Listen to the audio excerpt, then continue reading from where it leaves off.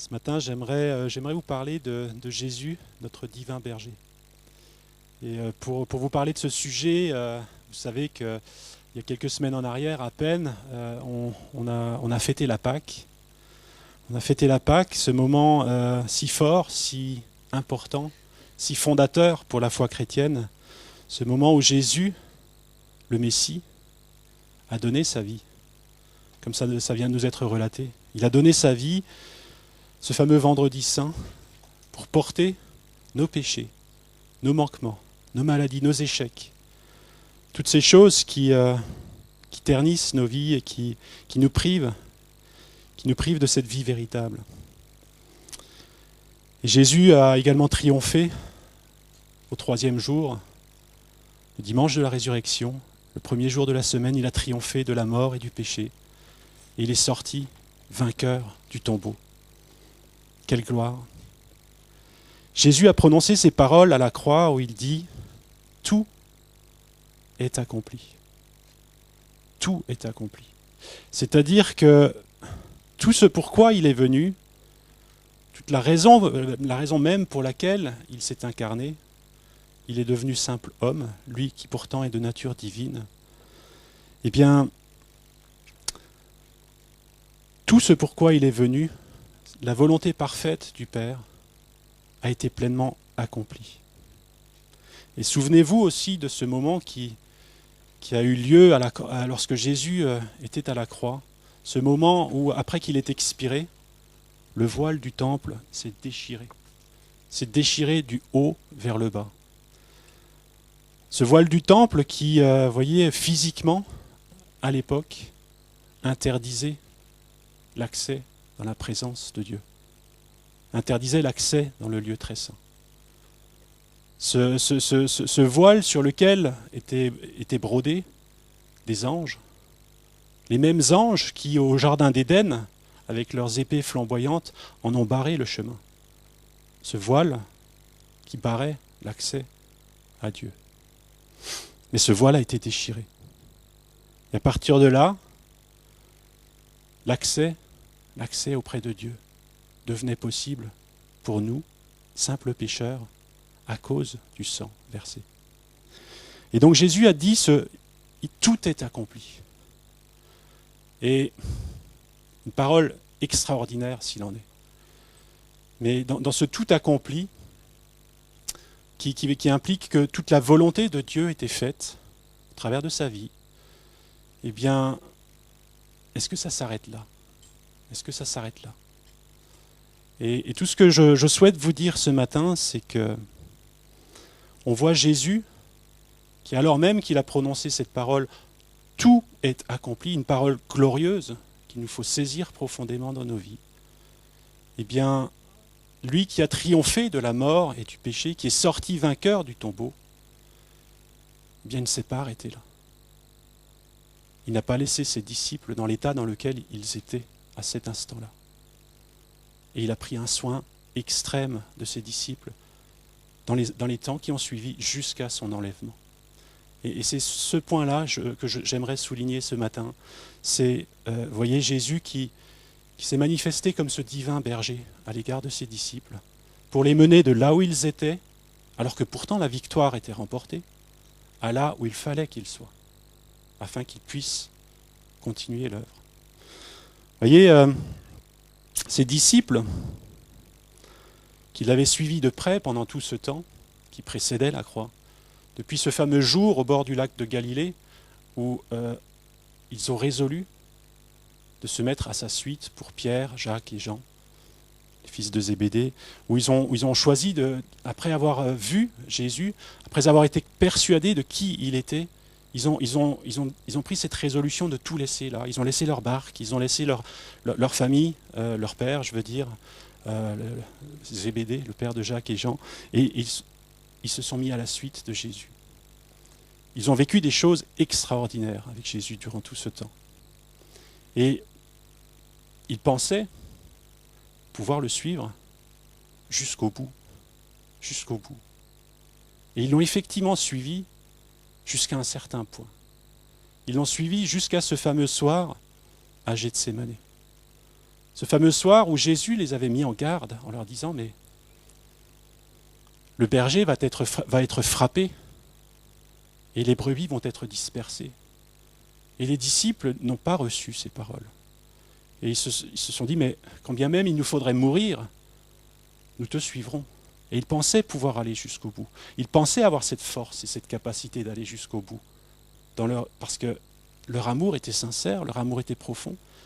Et d'une certaine manière, ils étaient dans une certaine forme d'illusion, une forme d'illusion, qui leur faisait croire qu'ils avaient ce moyen d'aller jusqu'au bout avec Jésus.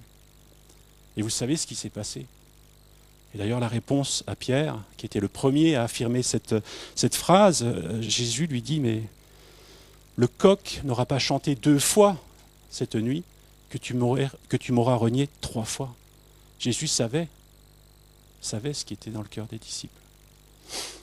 Et ces disciples, alors que le tout accompli avait été prononcé par Jésus, alors que Jésus est sorti de la croix, enfin est descendu de la croix, mort certes, mais il est sorti du tombeau vivant pour l'éternité.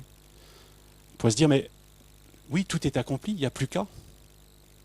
Oui, mais les disciples, à cet instant précis, étaient dans un état terrible. Ceux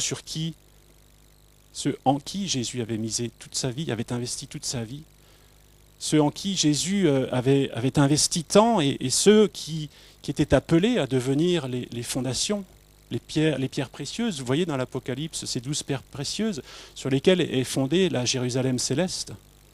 Eh bien, ces disciples, alors que tout est accompli, étaient dans un état terrible. Et c'est ça que je voudrais qu'on regarde ce matin pour voir comment Jésus s'y est pris avec ses disciples, pour les mener de là où ils étaient, après cet échec tellement... Je ne peux pas dire à quel point cet échec a dû être terrible pour eux, parce que leur amour était vraiment sincère pour Jésus. Et ils se sont rendus compte qu'il y a quelque chose en eux qui était plus fort, quelque chose qu'ils n'avaient pas cru lorsque Jésus leur a dit « Mais vous allez être dispersés ce soir même. » Et Jésus, vous voyez, après qu'il soit ressuscité, est apparu plusieurs fois à ses disciples. Il est apparu le jour même, lorsqu'ils étaient dans la chambre haute, le soir même de la résurrection, il est apparu, après être apparu à 2 disciples sur le chemin d'Emmaüs. Puis il est apparu encore 8 jours plus tard à l'ensemble de ses disciples, une seconde fois, parce que, vous voyez, Thomas n'était pas là la première fois. Il est apparu, en quelque sorte, spécialement pour Thomas, cette seconde fois. Et ce sur quoi j'aimerais qu'on s'attarde ce matin, c'est la 3e des apparitions de Jésus à ses disciples. Là où Jésus, vous voyez, continue cette œuvre de construction, de reconstruction, d'édification dans la vie de ses disciples. Dans Jean 21, versets 1 à 14. Après cela, Jésus se manifesta encore aux disciples sur les bords de la mer de Tibériade. Voici comment il se manifesta. Simon-Pierre, Thomas, appelé Didyme, Nathanaël de Cana en Galilée, les fils de Zébédée et 2 autres de ses disciples étaient ensemble. Simon-Pierre leur dit : « Je vais pêcher. » Ils lui dirent : « Nous allons nous aussi avec toi. » Ils sortirent et montèrent dans la barque. Cette nuit-là, ils ne prirent rien. Le matin venu, Jésus se trouva sur le rivage. Mais les disciples ne savaient pas que c'était Jésus. Jésus leur dit : « Enfants, n'avez-vous rien à manger ?» Ils lui dirent : « Non. » Il leur dit : « Jetez le filet du côté droit de la barque, et vous trouverez. » Ils le jetèrent donc, et ils n'étaient plus capables de le retirer à cause de la grande quantité de poissons. Alors le disciple que Jésus aimait dit à Pierre : « C'est le Seigneur. » Dès que Simon-Pierre eut entendu que c'était le Seigneur, il mit son vêtement, car il était nu, et il se jeta dans la mer. Les autres disciples vinrent avec la barque en traînant le filet plein de poissons, car ils n'étaient éloignés de terre que d'environ 200 coudées, c'est-à-dire environ 100 mètres. Lorsqu'ils furent descendus à terre, ils virent là un brasier, du poisson posé dessus et du pain. Jésus leur dit : « Apportez des poissons que vous venez de prendre. » Simon-Pierre monta dans la barque et tira à terre le filet plein de 153 gros poissons, et quoiqu'il y en eût autant, le filet ne se déchira pas. Jésus leur dit, « Venez manger. » Et aucun des disciples n'osait lui demander, « Mais qui es-tu » car il savait que c'était le Seigneur. Jésus s'approcha, prit le pain et le leur donna, ainsi que le poisson. C'était déjà la 3e fois que Jésus se manifestait à ses disciples depuis qu'il était ressuscité d'entre les morts. Et on pourrait poursuivre la lecture jusqu'au verset 19, mais on va s'arrêter là. Et peut-être que, je ferai allusion à un moment donné à la fin du passage, mais je vous invite à lire la suite chez vous. Alors pourquoi, on va commencer juste par poser une première question, pourquoi les disciples sont-ils en Galilée ? Que font-ils en Galilée ? Jésus est ressuscité, les disciples sont en Galilée. Eh bien, je crois qu'ils y sont parce que c'est ce que Jésus leur avait demandé. Le fameux soir, la veille de sa crucifixion, avant le jardin de Gethsémanée, au moment où Jésus dit à ses disciples, « Mais cette nuit, le berger sera frappé et vous serez dispersés. » Il rajoute, « Mais je vous précéderai en Galilée. » Je vous précéderai en Galilée. Il y a ce « mais ». Jésus savait ce qui allait venir, il savait quelles allaient être les réactions de ses disciples, et il y a ce « mais ». Mais je vous précéderai en Galilée, qui implique que Jésus, il savait déjà ce qu'il allait faire après. Voyez, il y a ce rendez-vous qui était déjà fixé avant que tout ne soit bousculé dans la vie des disciples. Ce rendez-vous divin était déjà fixé à l'avance. Je vous précéderai en Galilée. Et souvenez-vous aussi, l'ange, lorsque les femmes sont allées au tombeau le dimanche matin, lorsque les femmes s'y sont rendues, qu'elles ont trouvé le tombeau vide, avec l'ange leur dit, « Allez dire à mes disciples d'aller en Galilée, comme il vous l'a dit. » Vous voyez ce rappel de ce rendez-vous. Ce rendez-vous est important. Lorsque Dieu se prend la peine de répéter des choses comme ça, il y a quelque chose d'important qui est là dans ce rendez-vous. Il y a quelque chose qu'il veut que ses disciples vivent et qui a ce rapport avec justement le fait qu'ils savaient qu'ils le trahiraient tous, qu'ils l'abandonneraient tous. Mais je vous précéderai. À présent, ses disciples s'en sont retournés en Galilée, comme Jésus le leur avait demandé. On ne sait pas depuis combien de temps ils étaient en Galilée. On ne sait pas comment ils occupaient leur temps, puisque tout d'un coup, vous voyez, la vie semblait bien vide. Tous les mois et les années qui ont précédé, ils étaient aux côtés de Jésus, ils le suivaient, instant après instant, jour après jour, et leur journée était remplie du matin jusqu'au soir. Et là, tout d'un coup, il y a ce vide. Jésus ils savent qu'il est ressuscité, ils ont cette joie de savoir qu'il est ressuscité, mais ils ne savent pas quoi faire. Leurs journées sont vides, leurs journées sont d'un vide, mais incroyable. Qui plus est, leur vie leur semble terne. Terne parce qu'ils sont encore tellement déboussolés, déroutés, parce qu'ils venaient de vivre, parce qu'ils se sont vus faire contre toute attente, où ils ont abandonné Jésus, alors même qu'ils se pensaient capables de le suivre jusqu'au bout. Vous voyez, cet échec, ce poids, ce fardeau dans leur cœur, où leur vie avait un sens, et tout d'un coup, leur vie se retrouve vide de sens. Parce qu'ils se sont rendus compte qu'ils étaient incapables de suivre Jésus. Et à présent, Jésus, vous voyez, il est ressuscité, oui, mais il y a quelque chose qui est vide dans leur cœur. Et cette vie qui tout à coup leur semble tellement vide de l'absence de Jésus, celui aux côtés duquel ils avaient été, est terne à cause de cette désillusion, enfin cette illusion qui a crevé comme un ballon qu'ils avaient sur leur vie. Et les voilà de retour en Galilée. La Galilée, c'est la case départ pour plusieurs d'entre eux. Pour Pierre, pour Jacques, pour Jean, c'est la case départ. C'est là qu'ils ont grandi, c'est là qu'ils ont vécu, c'est là qu'ils étaient pêcheurs de poissons, comprenez, jusqu'à ce jour où ils ont fait cette rencontre et ils se sont mis à la suite de Jésus. Retour à la case départ, et retour d'une certaine manière à leur vie d'avant, comme un renvoi à leur vie d'avant, vous voyez, avant qu'ils n'aient rencontré Jésus. Mais cette vie d'avant n'avait plus la même saveur. Cette vie d'avant, elle ne les satisfaisait plus.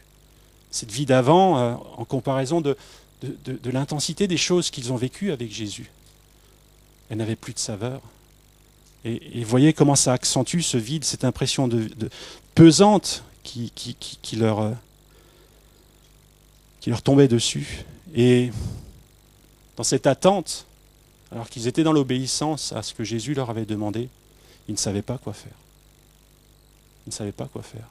Alors Pierre dit, mais moi je vais pécher. Il n'en pouvait plus. Il n'en pouvait plus de ce vide. Et il fallait qu'il comble ce vide d'une certaine manière. Il dit, mais je vais pécher. Et tous ceux qui étaient avec lui, bien, unanimement disent, mais nous allons avec toi, n'ayant rien de mieux à faire. Et vous voyez, ils retombent dans quelque chose de machinal qu'ils font, mais machinalement. Le cœur n'y est pas. Le cœur n'y est plus. Le cœur est ailleurs. Ils font les choses machinalement parce qu'ils n'ont rien de mieux à faire, parce qu'ils ne savent pas quoi faire. Et vous voyez à quel point ça souligne ce vide dans leur cœur, où la vie, tout d'un coup, elle a perdu tout sens. Ils ne savent plus où ils vont. Ils ne savent plus. Et ça, c'est l'état des disciples à cet instant. Ceux en qui pourtant Jésus avait investi sa vie, ceux qui pourtant étaient appelés à devenir les piliers de l'Église avec un grand E. Alors vous voyez, il y a ce tout accompli, et ce tout accompli qui est effectivement accompli, il est effectif, mais qui a besoin de prendre corps dans la vie des disciples. Et Jésus ne s'arrête pas simplement au tout accompli, mais il a continué d'investir dans la vie de ses disciples, jusqu'au point où ce tout accompli est devenu un tout accompli dans leur vie aussi. Et c'est là que Jésus leur apparaît. Et vous voyez, les disciples, le seul fil conducteur qui leur restait pour donner un semblant de sens à leur vie, à cet instant précis, c'est ces paroles que Jésus leur avait dites et qui leur avait fait répéter par les femmes au travers de l'ange, « Je vous précéderai en Galilée ». C'est tout ce qui les tenait à cet instant précis, la parole de Jésus. Alors s'il vous arrive de traverser un état comme les disciples ont pu le traverser, et il y a des chances que si ça ne vous soit pas arrivé, ça puisse vous arriver. C'est quelque chose qui nous arrive à tous. Eh bien, il est alors tellement crucial de nous accrocher à ce que nous savons que Jésus nous a dit, de nous accrocher de toutes nos forces à la parole de Jésus. Quelque ténu que soit ce fil conducteur qui reste, il nous faut nous y accrocher de toute notre âme, de toute notre force, de tout notre cœur. Parce que Jésus, il utilise encore ça pour poursuivre ses desseins. Il n'est pas au bout de son plan. Il nous connaît mieux que nous-mêmes et il sait ce qu'il fait. Et ce rendez-vous qu'il avait fixé à ses disciples d'avance, il poursuivrait un but dans ce rendez-vous. Et c'est là que Jésus leur apparaît. La manière de laquelle il leur apparaît est tout simplement, je dirais, extraordinaire de simplicité. Extraordinaire de simplicité.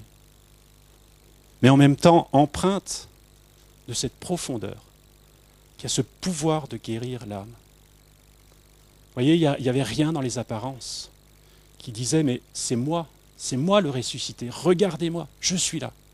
Il n'est pas apparu comme ça. Il n'est pas apparu en attirant directement l'attention sur lui. Quand bien même il aurait pu, il est ressuscité. Vous voyez ? Et il est apparu à un moment où ses disciples venaient de pécher toute la nuit. Ils ont péché toute la nuit et ils reviennent, c'est l'aube, ils reviennent au bord du lac et ils sont bredouilles, rien de toute la nuit. Et ça vient ajouter à cette frustration, de ce vide, qui est déjà lancinant dans leur cœur et où, vous voyez, tout d'un coup, ils se disent, mais ils se sentent plus bons à rien, même à la pêche de poisson, j'entends. Et là, Jésus se tient au bord du lac. La manière de laquelle il se présente, vous voyez, c'est pas regardez, c'est moi. Je suis Jésus, je suis le ressuscité.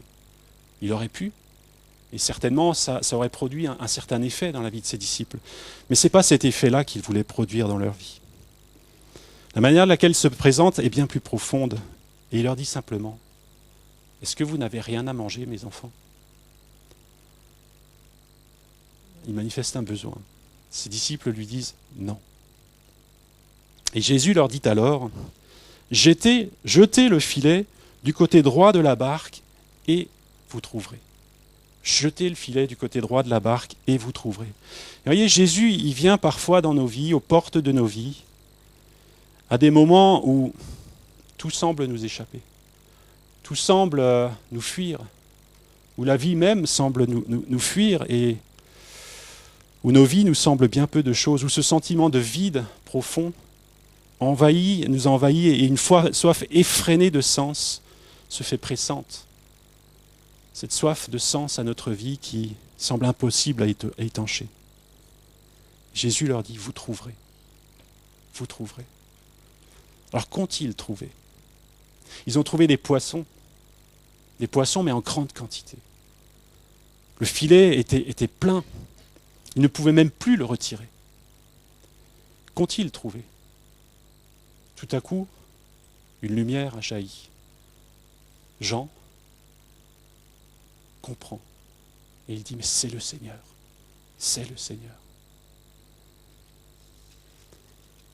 Et c'est bien le Seigneur qu'ils ont trouvé à cet instant, au travers de cette manière de laquelle Jésus s'est révélé. Au cœur même de leur détresse, leurs yeux se sont ouverts et ça a tout changé. Vous voyez Pierre, qui tout à coup, moi je l'imagine tel que je l'imagine, ça ne nous est pas dit dans le texte, mais je l'imagine complètement, vous voyez, abattu à la fin de cette nuit de pêche sans résultat.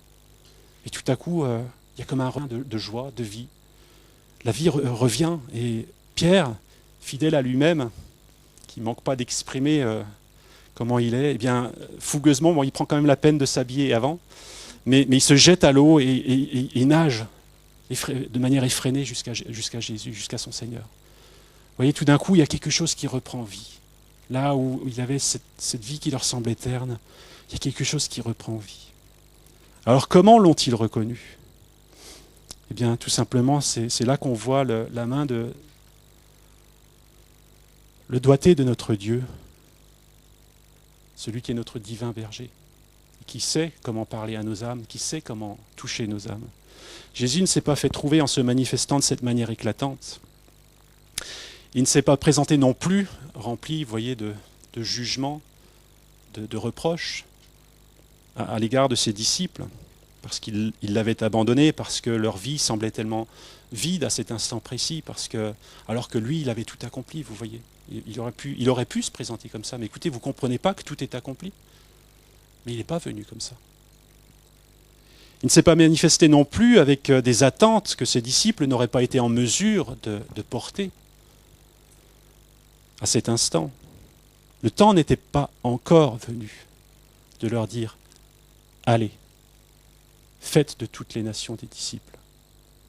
Le temps était, à ce moment précis, de prendre soin de leur âme et de les relever, de les restaurer, de s'occuper de leur âme. Et la manière de laquelle il s'est manifesté à eux a été basée sur la relation, la communion. Et c'est ça qui les a relevés, c'est ça qui les a guéris. Et c'est ça qui leur a donné la force pour ensuite pouvoir aller et être porteurs de ce message tellement extraordinaire, de ce tout accompli. Il s'est manifesté avec douceur et en même temps, au travers de cette façon de se manifester à ses disciples, avec une force puissante. Et voyez, ce que ça a évoqué dans la vie des disciples, c'est un parallèle avec un autre moment de leur vie, qui, en bien des points, ressemble à celui-ci, et qu'on va lire ensemble, qui se trouve dans Luc 5, le verset 1 à 11. Luc 5, verset 1 à 11. Et ce passage remonte plusieurs mois en arrière. C'est ce jour où les disciples ont choisi de suivre Jésus. Luc 5, verset 1 à 11. Comme Jésus se trouvait auprès du lac de Génézareth, et que la foule se pressait autour de lui pour entendre la parole de Dieu, il vit au bord du lac 2 barques, d'où les pêcheurs étaient descendus pour laver leurs filets. Il monta dans l'une de ces barques, qui était à Simon, et il le pria de s'éloigner un peu de terre. Puis il s'assit, et de la barque il enseignait la foule. Lorsqu'il eut cessé de parler, il dit à Simon, « Avance en pleine eau, avance en pleine eau, et jetez vos filets pour pêcher. Jetez vos filets. » Simon lui répondit, « Maître, nous avons travaillé toute la nuit, sans rien prendre, mais sur ta parole, je jetterai le filet. » L'ayant jeté, ils prirent une grande quantité de poissons, et leur filet se rompait. Ils firent signe à leurs compagnons qui étaient dans l'autre barque de venir les aider. Ils vinrent et ils remplirent les 2 barques, au point qu'elles enfonçaient. Quand il vit cela, Simon-Pierre tomba au genou de Jésus, et il dit, « Seigneur, retire-toi de moi, parce que je suis un homme pécheur. » Car l'épouvante l'avait saisi, et tous ceux qui étaient avec lui à cause de la pêche qu'ils avaient faite. Il en était de même de Jacques et de Jean, fils de Zébédée, les associés de Simon. Alors Jésus dit à Simon, « Ne crains point, désormais tu seras pêcheur d'hommes. » Et ayant ramené les barques à terre, ils laissèrent tout et le suivirent. Vous voyez, dans ce que Jésus donne à ses disciples de vivre à présent, il y a comme une boucle qui est bouclée. Il les ramène à ce premier jour, ce jour où, à cause de la révélation qu'il leur avait donnée, à travers de ce commandement, mais allez en eau profonde, jetez vos filets. Alors qu'ils revenaient d'une nuit bredouille, tout comme celle dans laquelle ils se trouvent ici, dans notre premier récit, eh bien il les ramène à cette expérience-là. Cette expérience qui leur avait manifesté et qui les avait convaincus que Jésus est le Seigneur. Et qui les avait conduits à prendre cette décision de tout laisser pour le suivre. Il les ramène à ça. Vous voyez, ces disciples, cet épisode-là était probablement loin dans leur pensée à cet instant précis. Cet épisode était probablement, comme peut-être de l'histoire ancienne, submergés qu'ils étaient par tout le vide et les troubles qui les accaparaient. Mais Jésus les ramène là. Lui n'avait pas oublié. Lui n'avait pas oublié de quelle manière ses disciples avaient résolu de le suivre. Il sait bien sûr qu'ils n'ont pas été capables de le suivre jusqu'au bout, mais d'une certaine manière, vous voyez ici, il leur renouvelle cette invitation. Il leur renouvelle cette invitation.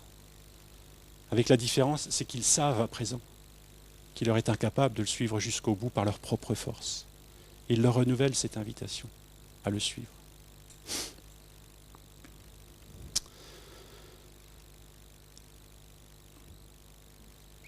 Et bien sûr, Jésus, il sait qu'ils n'ont pas été capables de le suivre. Et tout ça, c'est quelque chose qui n'a même pas besoin d'être dit, vous voyez, finalement, à cet instant précis. Mais Jésus le sait. Et il sait qu'à Gethsémanée, tous l'ont abandonné. Pierre, malgré son arrogance, si je peux dire, où il s'est dit, mais jamais je ne t'abandonnerai, s'il me fallait mourir, je te suivrai. Et on voit que les autres, c'était pareil. Les autres se sont joints à Pierre lorsqu'ils ont dit ça. Et ils ont manqué à cet engagement qu'ils avaient pris dans le passage qu'on vient de lire dans Luc 5. Cet engagement à suivre Jésus. Ils le savent.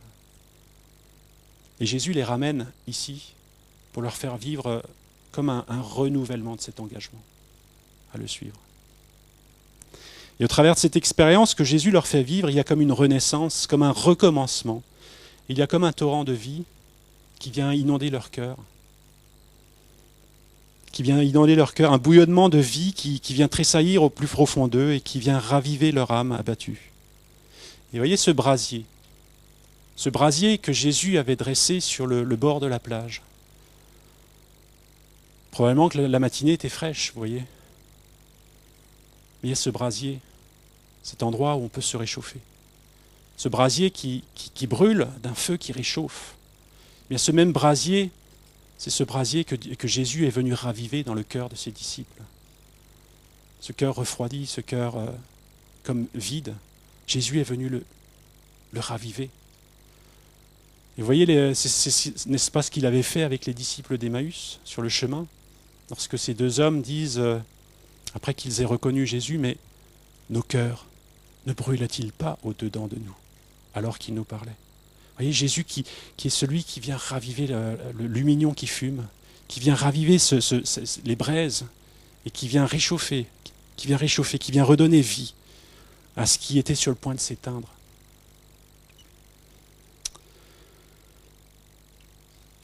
Et ici, le cœur des disciples commence à nouveau, comme à brûler au-dedans d'eux, au travers de ce que Jésus leur fait vivre. Et l'enjeu, c'est que Jésus les appelle à nouveau, implicitement, ici, à le suivre. Mais à le suivre conscient de leur faiblesse. Conscient que par eux-mêmes, ils ne sont pas capables d'aller jusqu'au bout. Ils renouvellent cette invitation à le suivre, mais à le suivre d'une manière différente, en comptant sur lui et en étant attentifs à ce qu'il leur dirait. En ne restant pas dans une forme de déni, vous voyez ce déni que Pierre a manifesté lorsqu'il a dit « Mais s'il me faut mourir, je te suivrai ». Alors que Jésus venait de lui dire « Tu n'es pas capable de me suivre ». Il y a ces paroles que Jésus leur avait dites le soir de Gethsémanée, ils n'étaient pas encore prêts à les recevoir. Maintenant, on est de l'autre côté et ils savent que Jésus avait raison. Et il leur renouvelle cette invitation à le suivre. Et ce qui a changé peut-être avant d'en arriver là, je voudrais noter une différence qui est notable entre les deux épisodes parallèles qu'on a lus. Vous voyez, dans Luc chapitre 5, ce qui nous est relaté, c'est que, bien sûr, ils ont attrapé beaucoup de poissons. Mais lorsqu'ils ont retiré le filet se rompait. Dans le passage que nous lisons aujourd'hui, les disciples ont attrapé une grande quantité de poissons. Plus grande peut-être, mais le filet ne se rompait pas. Le filet ne se rompait pas. Et ça, c'est quelque chose qui semble anecdotique, mais le Saint-Esprit a pris la peine de souligner ces choses dans les passages. Et ce qui indique, pour moi, un changement notable dans la vie des disciples. Vous voyez, la première fois qu'ils se sont engagés à suivre Jésus, eh bien, ils avaient cette prétention en eux-mêmes, d'une certaine manière, de pouvoir y arriver par leur propre force. Ils pensaient pouvoir même aller jusqu'au bout et vivre les choses que Jésus allait vivre. D'ailleurs, Jésus leur dit, mais il les met en garde. Ils pensaient pouvoir aller jusqu'au bout. Il y avait cette sorte de prétention en eux de pouvoir satisfaire par leur propre force au fait de pouvoir suivre Jésus. Il leur a fallu vivre ce cuisant échec. Il leur a fallu vivre ce cuisant échec. Il leur a fallu vivre aussi ces 3 années aux côtés de Jésus pour être transformés. Mais je crois que ce cuisant échec joue pour quelque chose dans la compréhension et l'humilité qu'ils avaient à l'égard de leur Seigneur à présent. Là où auparavant, vous voyez les disciples, lorsque Jésus s'approchait d'eux pour, par exemple, laver les pieds, vous voyez, ils ne se laissaient pas facilement paître. Pierre dit, mais non, toi, jamais tu me laveras les pieds. Après, Jésus lui explique, mais il faut que je te lave les pieds. Et ensuite, Pierre dit, mais non pas seulement les pieds, mais le corps tout entier. Mais la première réaction, c'était non.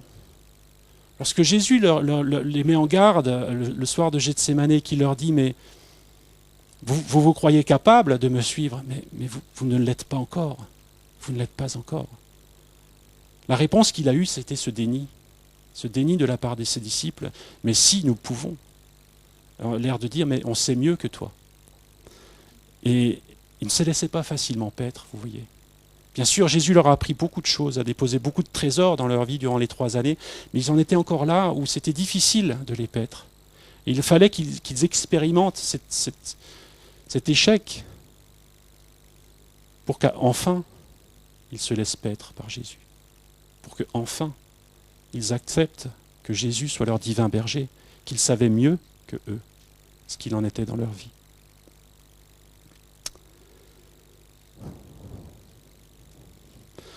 Et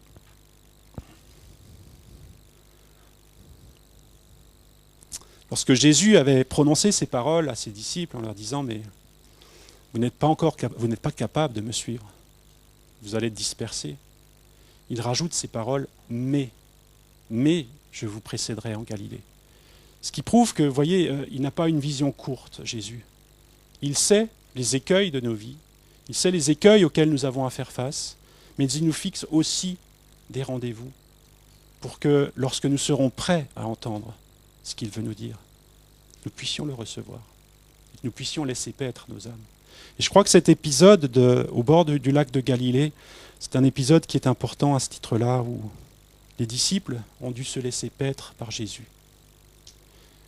Et voyez, dans la fin du passage qu'on n'a pas lu ici, lorsque Jésus s'adresse à Pierre spécifiquement, et qui lui pose par 3 fois la question « Pierre, m'aimes-tu » Autant de fois que Pierre avait renié Jésus, autant de fois Jésus lui demande « M'aimes-tu » Avec toutes les nuances, on ne va pas développer tout ça, mais ce que Jésus dit à Pierre, il lui dit « Prends soin de mes agneaux, sois le berger de mes brebis, paie mes brebis ». Mais avant que Pierre et les disciples ne puissent paître les brebis, il a fallu qu'ils se laissent paître eux-mêmes. Et voyez, c'est là l'importance de ce filet qui ne se rompt plus.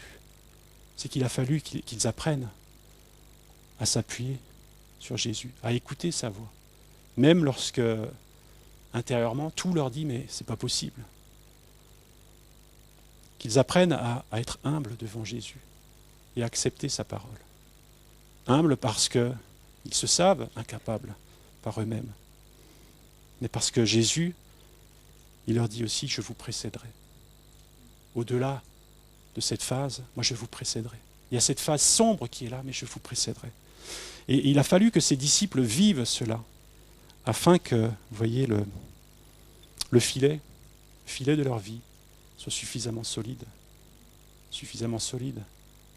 pour pouvoir engranger cette moisson si grande à venir et qu'ils puissent devenir véritablement ces pierres fondatrices sur lesquelles eh bien, Jésus pourrait construire son Église. Et j'aimerais encore simplement insister sur un point qui concerne cette manière de laquelle Jésus s'est manifesté à ses disciples. Cette simplicité à travers de laquelle il s'est manifesté. Pas de grands éclats.